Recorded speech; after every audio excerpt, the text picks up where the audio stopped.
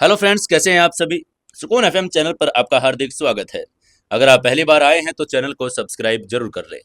दोस्तों, अगर आपको हमारी कहानियां अच्छी लगती है, हमारी लव हैकर कहानी सीक्रेट घर जमाई और हमारी सुपर वुमन मानवीय कहानियां अच्छी लगती है तो कहानियों को ज़्यादा से ज़्यादा अपने दोस्तों तक व्हाट्सएप ग्रुप्स में शेयर जरूर करें और वीडियो को लाइक करके एक प्यारा सा कमेंट करके हमें ज़रूर बताएं कि कहानी आपको कैसी लग रही है। चलिए, आज के लव हैकर कहानी के 10वें एपिसोड में आपका हार्दिक स्वागत है। शुरू करते हैं कहानी। अरोही सिर हिलाकर खड़ी हो गई और अपनी सांस से मिलने के लिए किचन में चली पड़ी। उसका दिल जोर जोर से धड़क रहा था। उसको समझ नहीं आ रहा था कि उसकी सास उसको अब किस लिए बुला रही है। इसी सोच में डूबी हुई वो किचन में जा पहुंची। उसने देखा कि दिव्यानी दूध उबाल रही थी। आरोही ने अपने अंदर डर और इमोशंस को कंट्रोल कर लिया और धीरे से कहा, जी माँ जी। दिव्यानी ने उसकी आवाज सुनते ही दूसरी तरफ मुंह कर लिया और कहा, आज तुम्हारी पहली रसोई होगी जिसके लिए तुम्हें मीठा बनाना होगा। हमारे परिवार के रिवाज के हिसाब से मीठे में खीर बनती है। आज तुम्हें वही बनानी पड़ेगी। ये कहते हुए उसने थोड़ा रुक कर फिर कहा, शाम को कुछ खाना भी बनाना पड़ेगा। ऐसा करना, जाफरानी पुलाव बना लेना और साथ में शाही पनीर, सलाद, रायता और चावल मैंने निकाल दिए। तुम भिगो कर खीर बना लेना, ठीक है। और वही चुपचाप सब कुछ सुन रही थी, बस अपनी सास की तरफ देखे जा रही थी। जब उसने कोई जवाब नहीं दिया तो दिव्यानी ने उससे कहा, तुम्हें आता भी है सब कुछ या नहीं आता। आरोही ने तुरंत सिर हिलाकर कहा, जी जी माँ जी, मैं बना लूंगी। उसके बाद दिव्यानी ने उसको थोड़ा इधर उधर के काम और समझाकर किचन से निकल गई। अब किचन में सिर्फ आरोही थी और उसने पहले चावलों की तरफ देखा और फिर घड़ी की तरफ। जितने डिशेस दिव्यानी ने उसको बनाने के लिए कही थी, उनको बनाने के लिए कम से कम 4 घंटे तो लगने वाले थे। अच्छी टेस्टी खीर बनाने के लिए उसने हल्की आंच पर घंटों पकाना पड़ता। आरोही ने एक गहरी सांस ली और चावलों की तरफ बढ़ गई। उसने मन ही मन में कहा, चल बेटे आरोही, लग जा काम पर। आज तुझे साबित करना है। ये कहने के बाद वो तुरंत काम पर लग गई। उसको ऐसे ही खाना बनाते बनाते शाम हो गई थी। उसने पूरा खाना टेबल पर लगा दिया और सभी डिनर करने के लिए बाहर आ गए, सिर्फ कार्तिक को छोड़कर, जो अभी भी बाहर अपने दोस्तों के साथ गेमिंग जोन में मस्ती कर रहा था। जब सभी डाइनिंग टेबल पर बैठ गए तो आरोही, जो उनके बगल में खड़ी थी, सभी को खाना सर्व करने लगी। रोशनी और कुणाल एक साथ बैठे थे। जब रोशनी ने टेबल पर लगी डिशेस की तरफ देखा तो उसको खुशबू बहुत टेस्टी लग रही थी। रोशनी ने मुस्कुराते हुए कहा, वाह, बड़ी अच्छी खुशबू आ रही है। खुशबू से ही पता चल रहा है खाना तो बड़ा अच्छा होगा। प्रकाश ने भी तारीफ करते हुए कहा, हाँ हाँ, बड़ी अच्छी खुशबू आ रही है भाई। खुशबू से तो मेरी भूख दोगुनी हो गई। डाइनिंग टेबल पर बैठे हर इंसान के चेहरे पर मुस्कान थी, सिर्फ दिव्यानी को छोड़कर। वो खाने को ऐसे देख रही थी जैसे आरोही ने उसमें जहर मिला दिया हो। तभी आरोही किचन से एक और डिश लेकर वहां आ गई।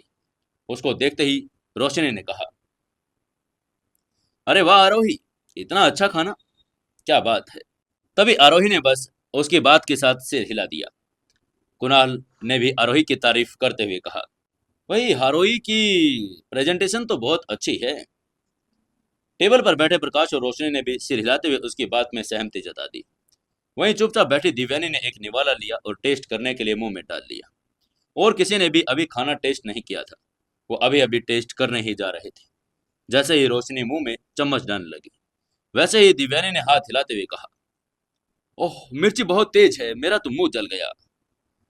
उसने इतना ही कहा था कि उसकी बात सुनकर आरोही के चेहरे पर जो बड़ी सी मुस्कान थी, वो एक सेकंड में गायब हो गई। उसकी जगह पर उसके चेहरे पर उदासी छा गई थी। तभी जल्दी से पानी का जग उठाते हुए हिचकिचाते हुए उसने कहा, मैं पानी देती हूँ। और ये कहते हुए उसने पानी ग्लास में डाला और दिव्यानी की तरफ बढ़ा दिया। टेबल पर बैठे सभी लोग दिव्यानी की तरफ हैरानी से देख रहे थे। तभी दिव्यानी ने प्रकाश की तरफ देखते हुए कहा, अरे आप इतना खाना क्यों डाल रहे हैं? जरा इसमें मसाला तो देखिए, घी देखिए। डॉक्टर ने आपको कितनी सख्ती से मना किया है सब खाने के लिए। अपनी सेहत का थोड़ा ध्यान तो दीजिए।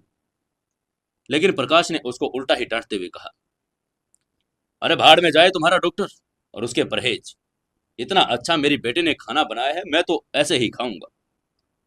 तभी रोशनी और कुणाल ने भी खाना टेस्ट किया, लेकिन उनको तो खाना बहुत टेस्टी लगा। रोशनी ने आरोही की तारीफ करते हुए कहा, आरोही, चलो आओ अब तुम भी बैठकर खाना खा लो। इससे पहले कि आरोही को जवाब दे पाती, तभी दिव्यानी ने जोर से चिल्लाकर हाउसकीपर को बुलाया। मेहर! उसकी आवाज इतनी ऊंची थी, सभी उसी तरफ देखने लगे थे। उसकी हाउसकीपर मेहर भी वहां पर आ गई। उसने बड़े ही सम्मानपूर्वक दिव्यानी की तरफ देखते हुए कहा, जी मालकिन। दिव्यानी ने उसकी बात का आदेश देते हुए कहा, मेहर, वो दिन वाली सब्जी लाना, थोड़ा मीठा ले आना, मेरा तो मुंह जल गया, इतनी मिर्ची है इसमें। इसके बाद वो मेहर किचन में चली गई। उसकी बात सुनकर आरोही की आंखें नम हो गई थी। उसने इतनी मेहनत से खाना बनाया, लेकिन उसकी सास ने एक ही पल में सब कुछ खत्म कर दिया। तभी प्रकाश ने जानबूझकर आरोही का चेहरा देखा तो उसने बीच में ही टॉपिक बदलने के लिए कहा, अरे वो कार्तिक कहाँ है भाई?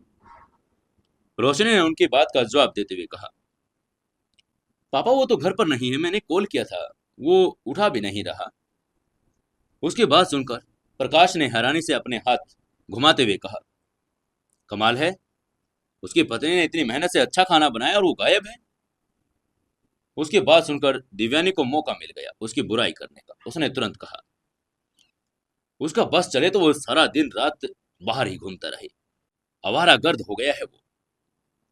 जब दिव्यानी ये सब कर रही थी, रोशनी उसको गुस्से में देख रही थी, लेकिन वो अपनी माँ से कुछ नहीं कह सकती थी।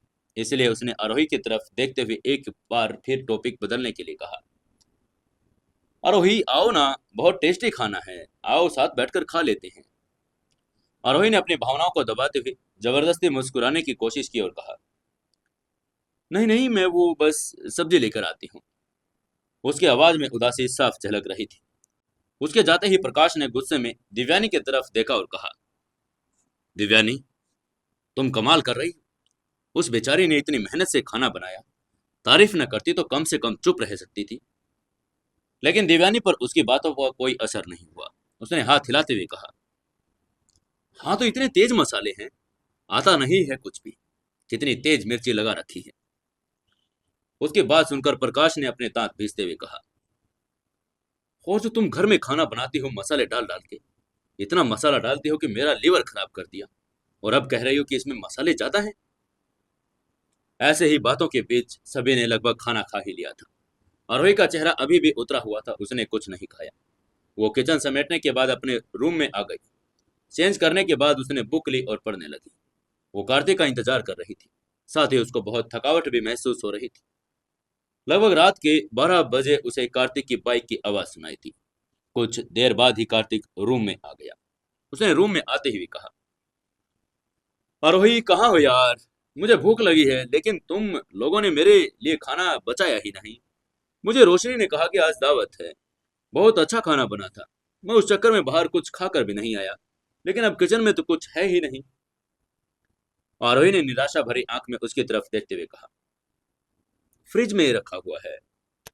कार्तिक ने तुरंत हाथ हिलाते हुए कहा, फ्रिज में तो कुछ भी नहीं है, मैंने देख लिया, मेरे साथ मजाक मत करो। मुझे बहुत भूख लगी है और जब मुझे भूख लगती है, मुझे खाना नहीं मिलता तो मैं पागल हो जाता हूँ। वो रूम में आने से पहले किचन में जाकर आया था, लेकिन उसको वहां पर कुछ भी नहीं मिला था। उसने पूरा फ्रिज भी चेक किया था, वहां कुछ नहीं था। आरोही ने फिर से हाथ हिलाते हुए कहा, अरे फ्रिज में ही तो है।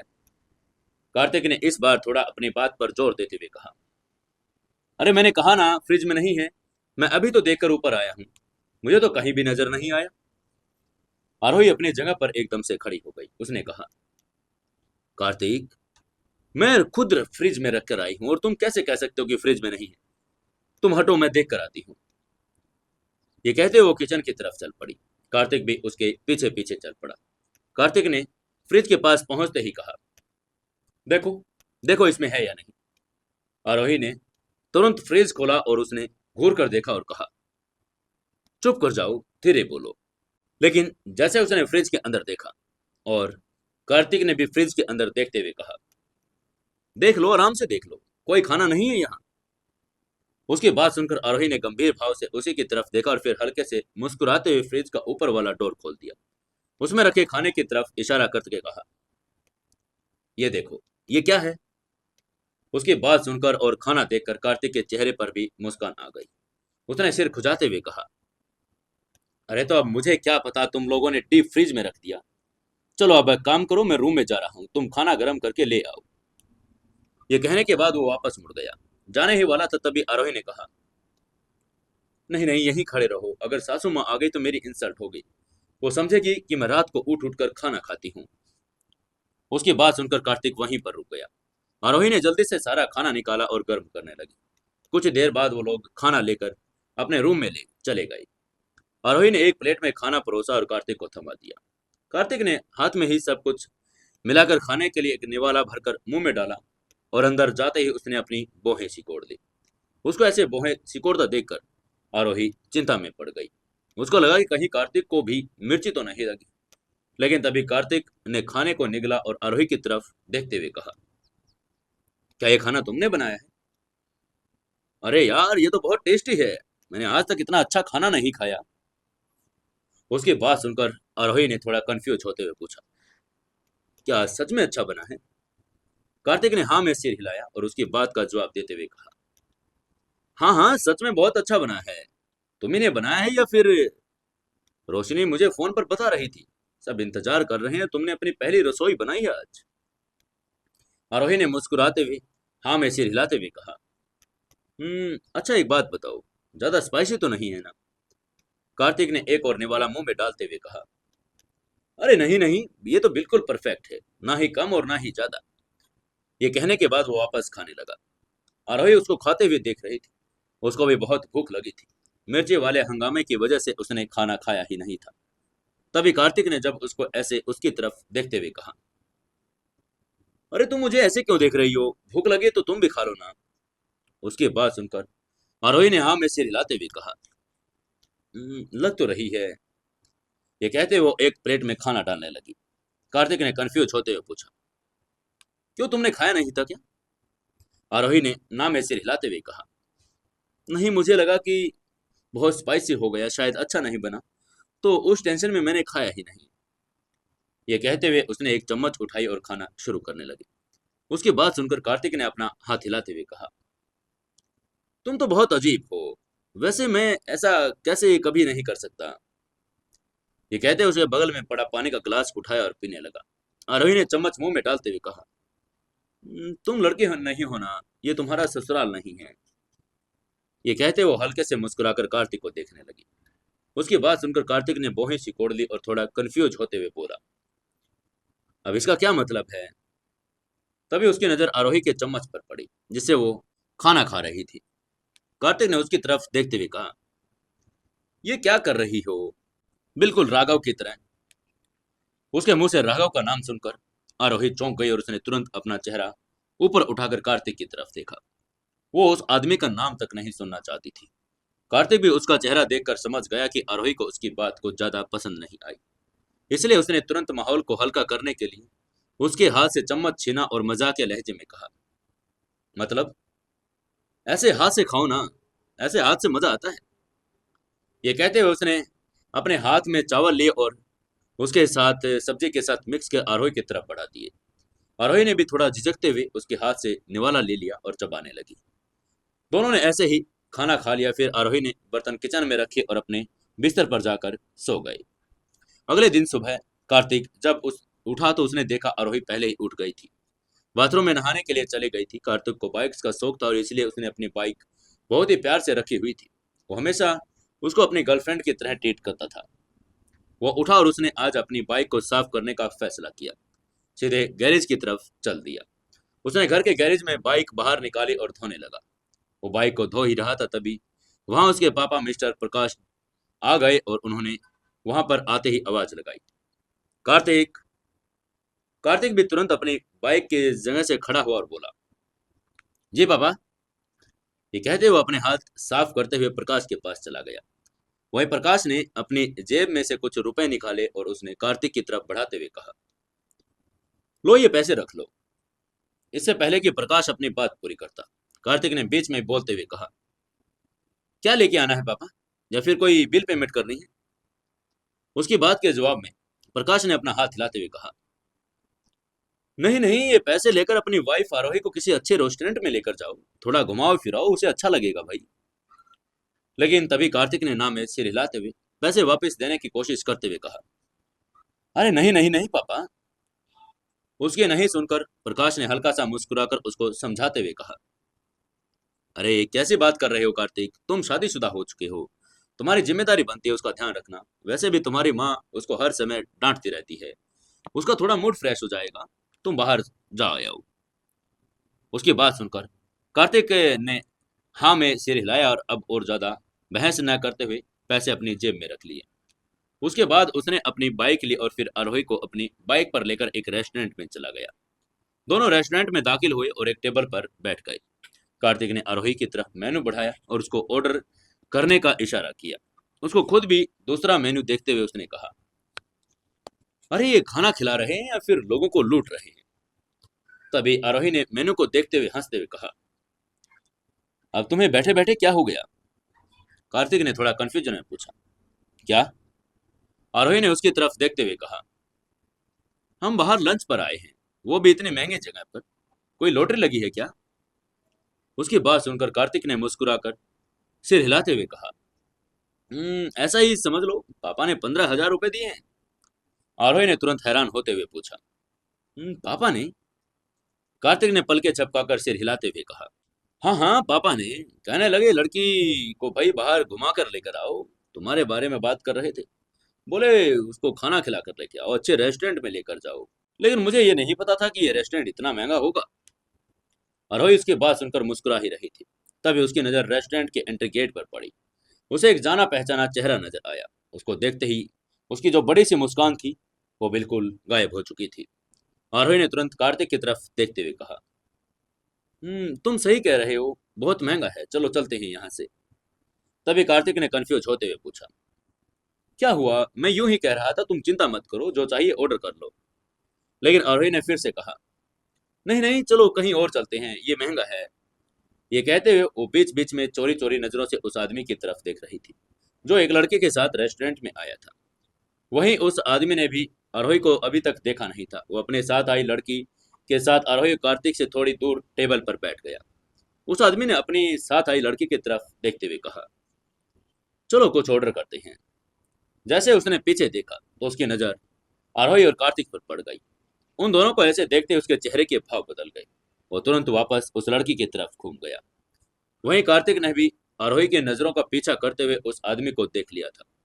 उसको देखते ही कार्तिक के चेहरे पर मुस्कान आ गई थी। उसने आरोही की तरफ इशारा करते हुए कहा, अरे भाई आए हैं, साथ में कोई प्यारी लड़की भी है। ये कहते हुए उसको याद आया और उसने थोड़ा हैरान होते हुए कहा, ओह वो तो भाभी है, इसलिए ही तुम जाने की बात कर रही हो ना। यह आदमी राघव ही था जो लवन्य के साथ लंच करने आया था। वो भी कार्तिक और आरोही के साथ देखकर थोड़ा बेचैन हो गया था। तभी लावण्य ने उसकी बेचैनी को समझते हुए पूछा, व्हाट हैपन, कौन है वो लोग। लेकिन राघव ने उसको ज्यादा इंतजार नहीं करवाया और तुरंत जवाब देते हुए कहा, अरे वो कार्तिक और आरोही है। उसकी बात सुनकर लावण्य दंग रह गई। उसने हैरान होते हुए पूछा, कार्तिक तुम्हारा भाई और आरोही तुम्हारी एक्स, रियली ये दोनों यहाँ इकट्ठा क्या कर रहे हैं। उसको ये सिचुएशन समझ नहीं आ रही थी। तभी राघव ने बेचैन होते हुए कहा, चलो हम यहाँ खाना नहीं खाएंगे, चलो चलते हैं। उसके बाद वो उठा और लावण्य के खड़े होने का इंतजार करने लगा। वहीं उधर कार्तिक ने आरोही से हंसते हुए कहा, अच्छा मैं तो भाई से मिल के आता हूँ, मैं तो भाभी से पहले कभी मिला तक नहीं ना, अभी मिलकर देखता हूँ। ये कहने के बाद वो खड़ा हुआ और उसने मिलने जाने के लिए तैयार हो गया। अब क्या होगा आगे, क्या राघव को पता चल जाएगा आरोही और कार्तिक की शादी हो गई है। जानने के लिए जुड़े रहिए अपनी कहानी लव हैकर के साथ। दोस्तों कहानी को ज़्यादा से ज़्यादा शेयर करें, कमेंट करें और लाइक जरूर से जरूर करें।